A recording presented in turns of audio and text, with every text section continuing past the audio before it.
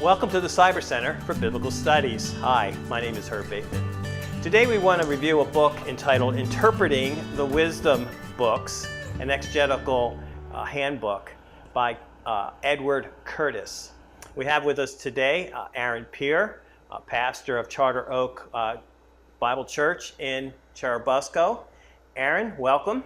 Hello, how are you doing, Herb? I'm doing well, and I'm thankful that you could be here today and talk with us about this book on interpreting the wisdom books. So, what is the overall thesis of the book if you were just to explain it in a simple way? Yeah, I mean, it's pretty well named, Interpreting the Wisdom Books. Curtis just tries to teach you basic hermeneutics about the wisdom literature and, how to prepare to teach and preach the text with some authority and some wisdom as well. Okay. How does he go about working his way through his thesis on giving us insights on how to interpret these wisdom books?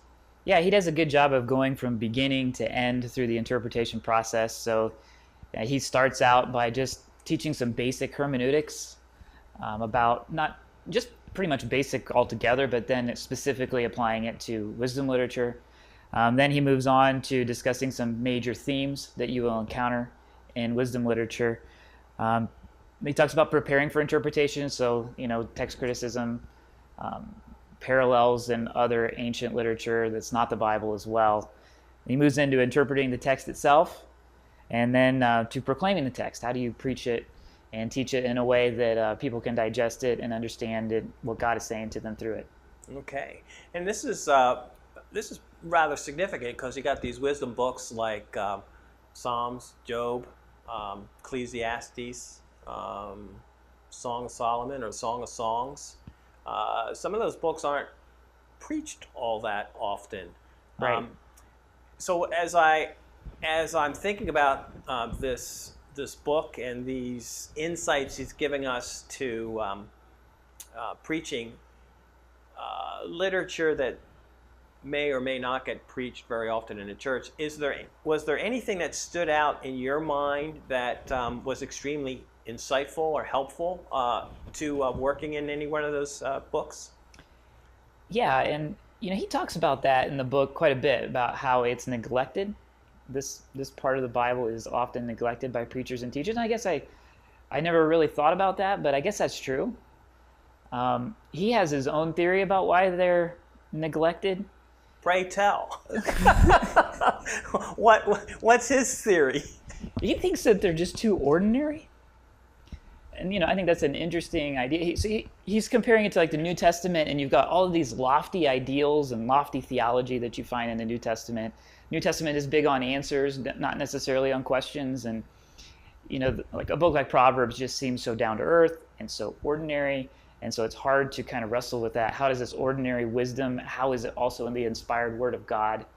And so that's kind of what he thinks, why it's neglected. I don't necessarily agree with that. Okay. I do think that it is ordinary, and that's great. And we'll talk about more about that here in a second. But I just think they're really difficult to preach. Okay. Especially if you think about a book like Proverbs, where there's just one topic here, then another topic there, and it seems like you're just pinballing all over the place. I tried to preach Job myself once, and as you're just trying to think through it, okay, how do you preach, the advice from Job's friends? You know that it's not the right advice, and so how do you preach something that's wrong? You know what I'm saying?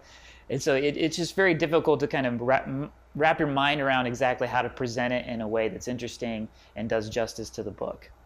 So I think that's why it gets avoided more than it's just ordinary. Okay. So that's kind of why I decided to read this book, is because, I want to be able to handle these books properly, and I'm going to be preaching through Ecclesiastes this summer, and I wanted to think of a creative way to go through it rather than just to pick it up and say, okay, we're going to deal with chapter 1, then we're going to deal with chapter 2, and then deal with chapter 3. And, how do I present it in a way that reflects its genre and its tone better?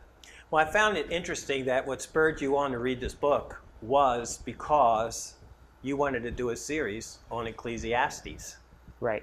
Have you found the book helpful in that line of thinking? How helpful was it as you're laying out your year or your preaching schedule? How helpful was this book to help you set that up? It was very helpful because he does a very good job with each of the wisdom books of pointing out their major themes.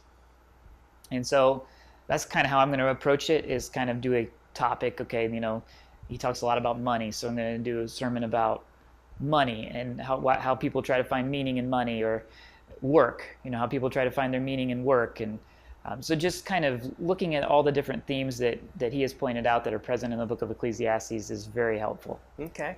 Another thing I think that's very helpful about what he says is that the tone of your sermon should match the tone of the book that you're preaching on. And I think we as preachers tend to do it the other way. We tend to kind of filter every genre through our style, and then we kind of produce it out the other end our way. And so sometimes when I'm preaching through Revelation or I'm preaching through Genesis, the end product seems very similar. And so he suggests kind of changing your tone, trying to get it to match the content a little better, the genre a little better. So Ecclesiastes specifically, you've got all these paradoxes, you've got all these tensions, and the teacher doesn't really try to maybe put these into a system. And so the preacher's temptation is just to jump to the New Testament and say, well, here's the tension, and here's how we solve it. Look how Paul solves it, or look how Jesus says about it. And he says, why don't you just let the tension be? And maybe at the end, you can bring in a solution, but don't just automatically jump to it. Let people wrestle with the tension that the author of Ecclesiastes brings up. Or, the same thing can be said for the book of Job with suffering. Don't just automatically jump to the New Testament and what does it say about dealing with suffering. Struggle with Job a little bit. Struggle with him in his interaction with his friends and his interaction with God. And Song of Psalms, same thing, struggle with the tension of the relational dynamics there, instead of jump into Ephesians 6 or Ephesians 5. So, I really appreciated that encouragement to stick with the tone of the genre.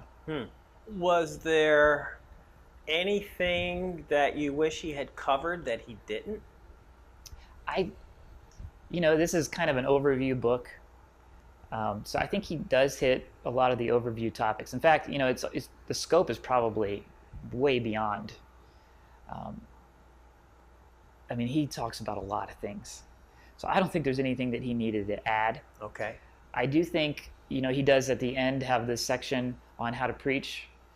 And he does offer some examples of sermon type of material that you could use, just to show how you would do this, how you would kind of bring this down to the level of lay people. And I don't necessarily know that he does an overly great job at that.